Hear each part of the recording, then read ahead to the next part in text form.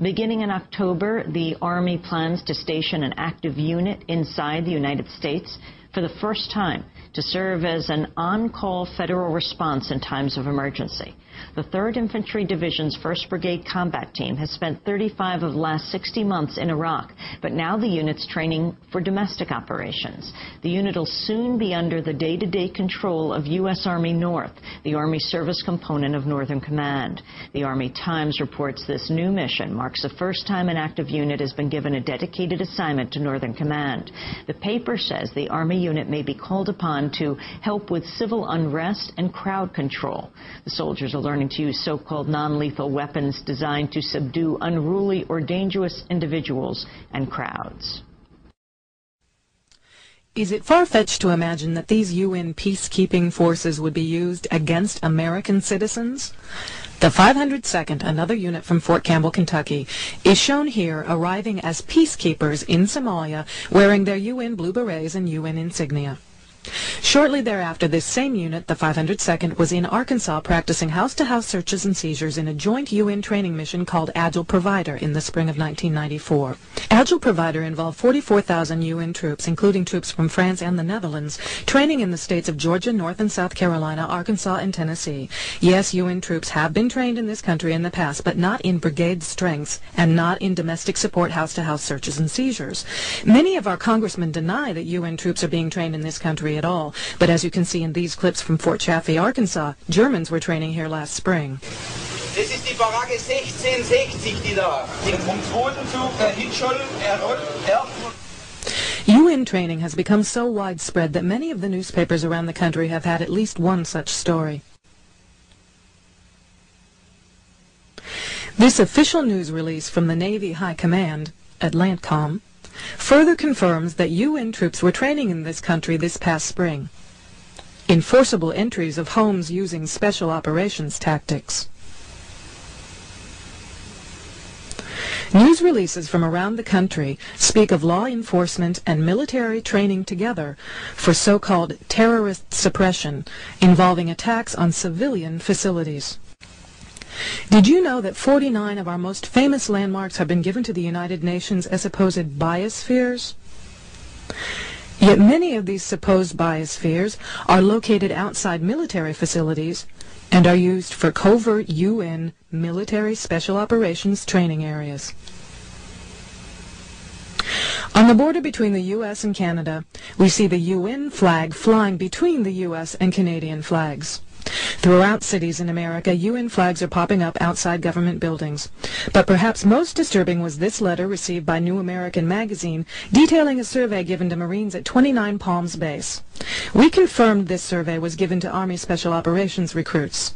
The survey asked troops whether they would swear to the following code.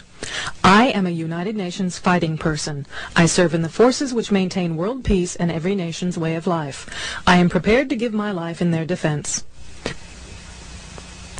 This survey also asked if these U.S. military men would fire upon U.S. citizens who refuse or resist confiscation of firearms banned by the U.S. government. Did you notice the federal tax agents dressed like military patrolling the roads during the Waco siege, or the black military helicopters at each of the Indy 500 races for the past several years?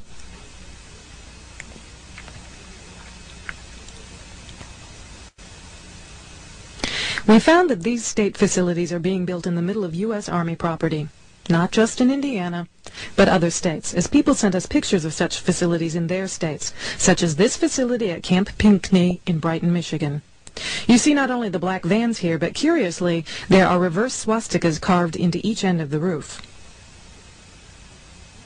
We also began to receive information about the Federal Emergency Management Agency known as FEMA, such as these pictures of a FEMA facility in Texas. FEMA operations are divided into 10 regions, as we were told in this letter from FEMA. The American public has been led to believe that FEMA is for disaster relief operations.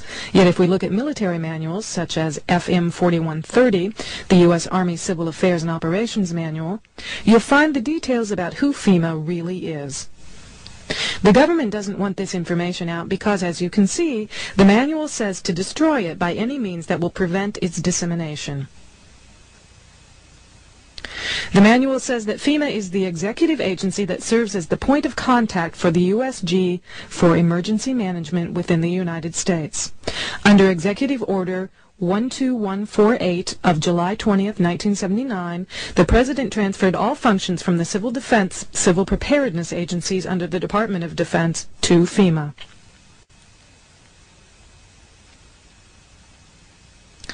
FEMA develops and implements overall concepts and policy guidance and directs activities for nationwide plans and preparedness for emergencies during peace and war. It also develops plans, systems, and capabilities for protection of the U.S. populace, government, and industry, and for stabilization of the economy in time of emergency.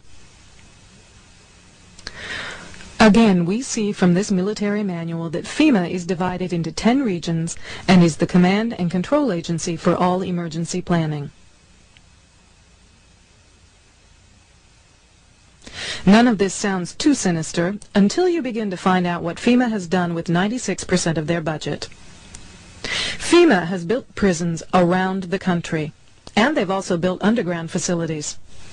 It actually turns out that they are the key agency to implement a plan known as Operation Garden Plot, the plan to put American citizens in prison camps. Under Executive Order 12919, signed by Bill Clinton on June 3, 1993, presidential authority under a 1950s Defense Production Act was delegated to the Secretaries of Defense, Agriculture, Treasury, and Commerce to seize all civilian property for the government solely by declaring them necessary for national defense. It also gave the Director of FEMA the authority to implement FEMA plans during a national emergency.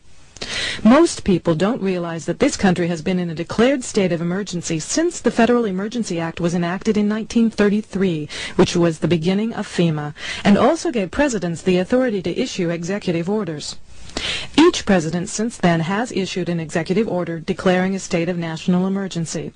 Bill Clinton has issued 3 such orders since he took office.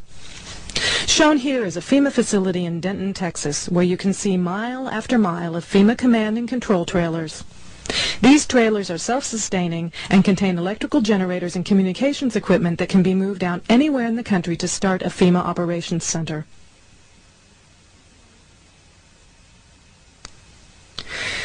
Several military manuals, such as these manuals, ranging from 1985 through 1994, speak of FEMA as the implementing agency for Operation Garden Plot, the plan to put American citizens in prison camps under military control. This 1994 Field Manual for Military Police speaks of Operation Garden Plot as a DoD civil disturbance plan that tells the military what they can and cannot do, and that they will operate under FEMA control.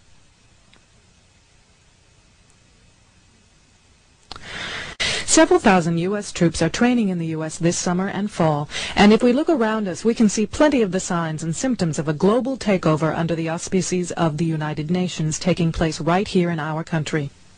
These trucks are Soviet trucks imported from eastern Germany, parked at a private facility in the DeSoto National Forest in Sautier, Mississippi, just outside Gulfport off Highway 59.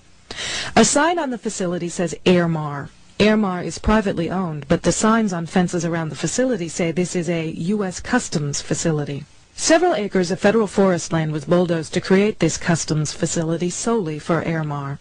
No one knows for sure what this facility really is, but one thing is certain, it's not what we're being told it is. And there are 750 Soviet chemical trucks sitting in Mississippi whose sole use is to spray chemicals and nerve gas in chemical warfare operations.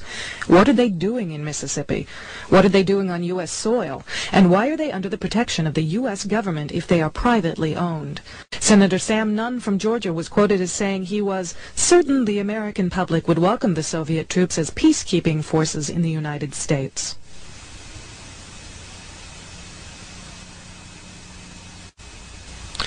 Not only have these Soviet trucks been found in Mississippi, people recently photographed these 2 clearly marked Soviet vehicles in Texas.